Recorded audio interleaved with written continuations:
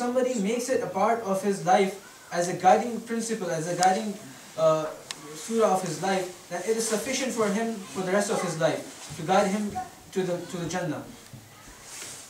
In the tafsir of Surah Asr, Imam Razi rahmatullah alayh, one of the greatest mufassirin, he has defined the term Asr to be into two categories. That the Asr could be something just like a power, it's an ability.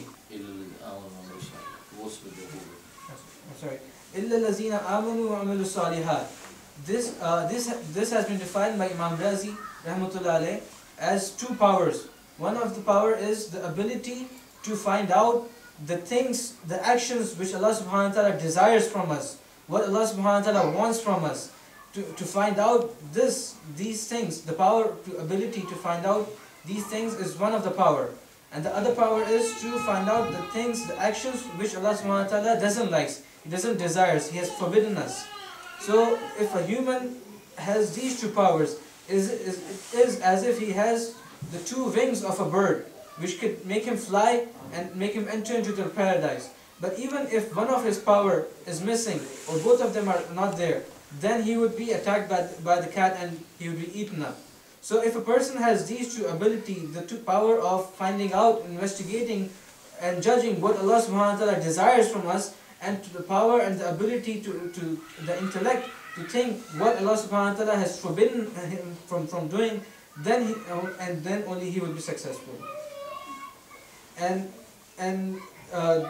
similarly in Surah Teen, that Allah subhanahu wa ta'ala mentions that the successful are those who have fulfilled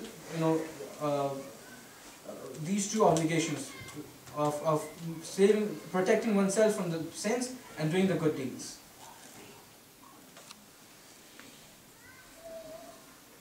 اور پھر سورہ اثر میں فرمایا وَتَوَاصَوْا بِالْحَقِّ وَتَوَاصَوْا بِالصَّبْرِ.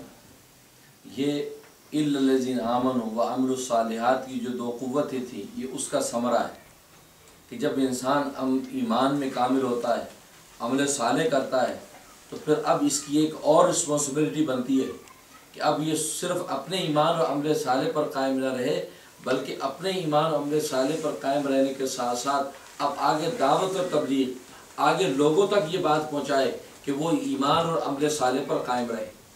جس کو قرآن نے کہا وَتَوَاصَوْا بِالْحَقِّ وَتَوَاصَوْا بِالصَّبْرِ، یعنی وہ حق کی وصیت کرتے ہیں. جس حق کو یہ پہنچ چکا ہے، جس ایمان عمل صالح کی منزل کو اس نے حاصل کر لیا ہے، اب ایمان و عمل صالح کی دعوت کو آگے پہنچاتا ہے، چنانچہ اس کو حق کی تلقین کرتا ہے. وَتَوَاصَوْا بِالصَّبْرِ، پھر حق کی اشاعت کے راستے میں جو تکلیفیں آتی ہیں، جو پریشانیاں آتی ہیں، اس میں وہ صبر کی تلقین کرتا ہے کہ صبر کرو، تحمل کرو، کوئی بات نہیں، اس تکلیف کو برداشت کرو، اللہ تبارک و تعالیٰ اجر دیں گے. تو جب یہ چار کوالٹیز اس کے اندر پیدا ہو جائیں گی تو فرمایا کہ اب یہ انسان ہے کہ جو خسارے سے نکل جاتا ہے. اگر یہ چار صلاحیتیں اس کے اندر موجود نہیں ہوگی تو جیسے فرمایا ان الانسان لفی خسر، انسان خسارے نقصان میں ہے، تو یہ انسان خسارے نقصان کے اندر رہے گا. اس سے اس امت کی ذمہ داری یہ لگا دی ہے کہ تأمرون بالمعروف وتنہون عن المنکر.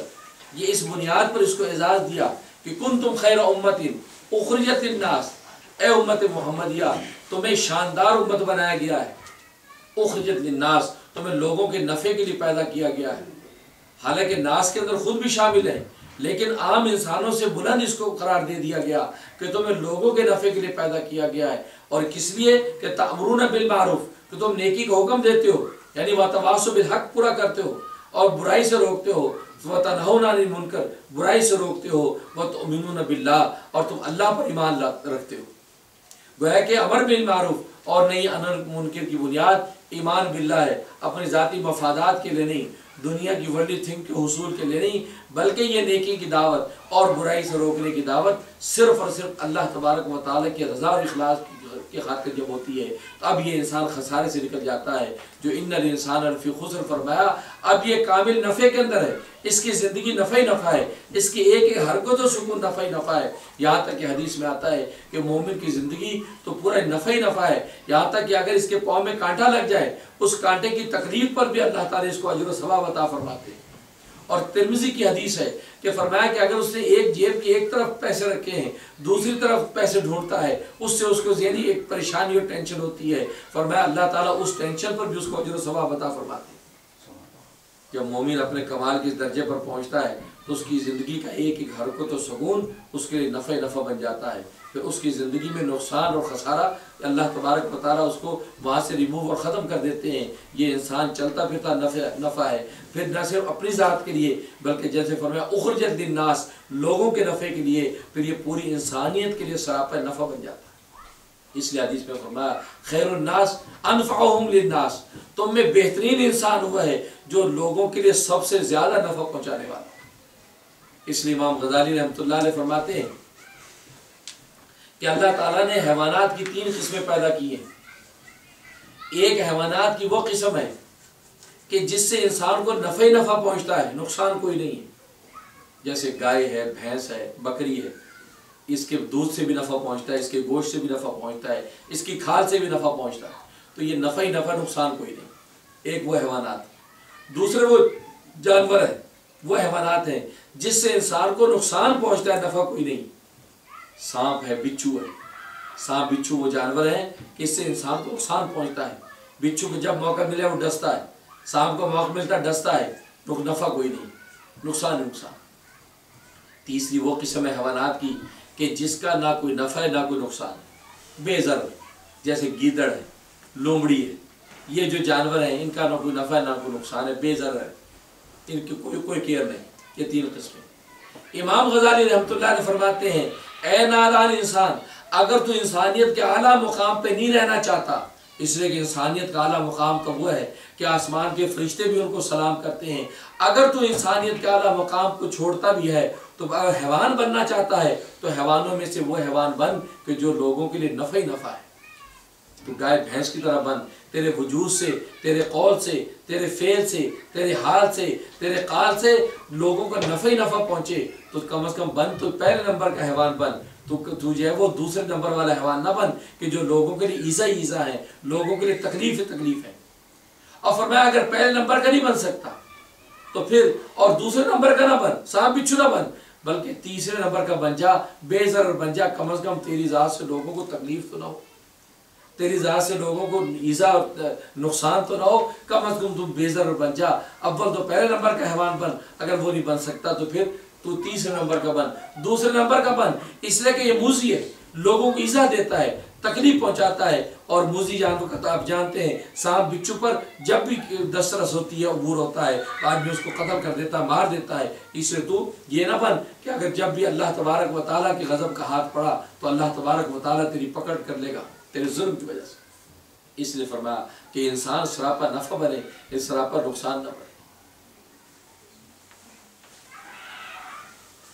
After the person, he has used his intellect and his power to find out what Allah subhanahu wa ta'ala desires from him and what Allah subhanahu wa ta'ala is forbidding him, and he has with these 2 ability has acted upon it and has achieved the riza of Allah, has attained his destination, then with this comes a responsibility upon him. So this was the definition of illa lazina amanu wa amilu salihat. All the creation, all the humans are in a loss except for those who have brought faith, has brought iman and have done good deeds. So after bringing iman and doing good deeds, a responsibility comes upon the person, on the Muslim, on the mu'min, is that he has to do tawasib al-haq, means he has to pass on the achievement which he has gained. He has to pass on the message of La ilaha illallah. He has to pass on the message to the people and to inform them that what Allah subhanahu wa ta'ala desires from us and what Allah subhanahu wa ta'ala is forbidding us from doing. This is his responsibility now. Now if a person is acting upon the third step of the surah, he will be tested. Allah subhanahu wa ta'ala says when you do tawasib al-haq, immediately after this ayah, the ayah is وَتَوَاسَوْا بِالصَّبْرِ, that those who are bearing patience. Why Allah said those who bear patience will be successful? Because when you call people towards the haq, you forbid them from doing the bad things and you call them towards doing the good deeds, they would give you a hard time. They will not be very friendly to you. They will be not very receptive to your message. They will ignore you. They will probably torment you. They will probably persecute you. But Allah says, when you do tawasib al-haq, you also have to do tawasib al-sabr. That means that you have to be patient. Only and only if you have these four characteristics in you, that you have brought iman, that you have done the good deeds, and then you give the message to the other people.